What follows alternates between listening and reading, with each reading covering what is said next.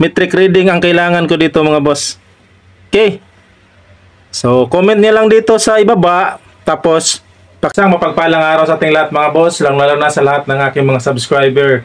Magandang araw po sa inyong lahat. Naway nasa mabuti kayong kalagayan at mag-iingat po kayo sa inyong mga trabaho. Sa video ko po ngayon ay nais ko lang mag-explain tungkol sa mga komento mga boss no, na kung bakit hindi na ako nag-tutorial dito sa YouTube at bakit tumihina yung aking mga views at videos. Ay minsan na lang tayong makapag-upload ng mga videos mga boss no, kasi nga busy tayo sa trabaho natin mga boss. So sa totoo lang ay ang totoong trabaho ko po talaga ay nasa barko na. So dati po akong mekaniko ng sasakyan din, kaya alam ko rin ang pasikot-sikot at trabaho ng mga makina na maliliit.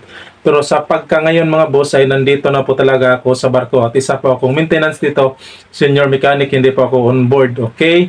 So, nais kong pasalamatan ang lahat ng sumusuporta sa akin kahit minsan na lang ako makapag-upload ay nandito pa rin sa aking YouTube channel at nakikitanaw at nakikinig pa rin sa aking mga tutorial kahit minsan ay wala ng kwenta mga boss no.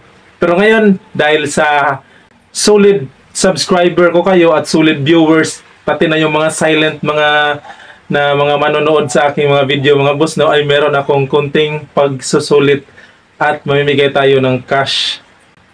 Konti lang naman. So, kahit papaano ay kumikita pa rin naman tayo at meron pa rin naman tayong mga pumapasok na subscriber dito sa ating YouTube channel kahit konti lang.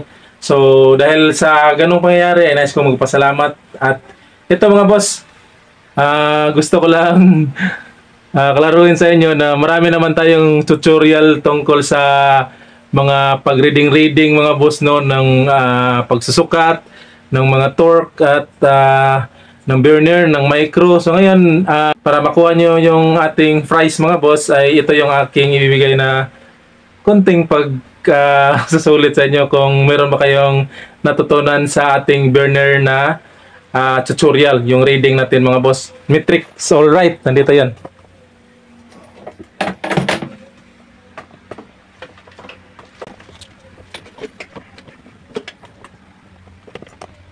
Yan. So, klaruin ko lang mga boss ha. Pasensya na, medyo magulo dito sa studio natin. Ayan mga boss.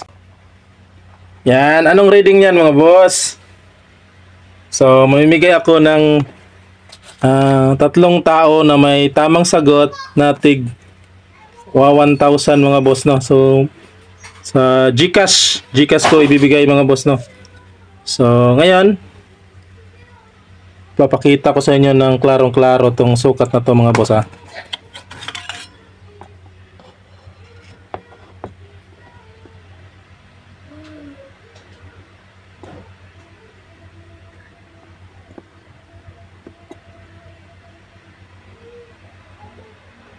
So ayan.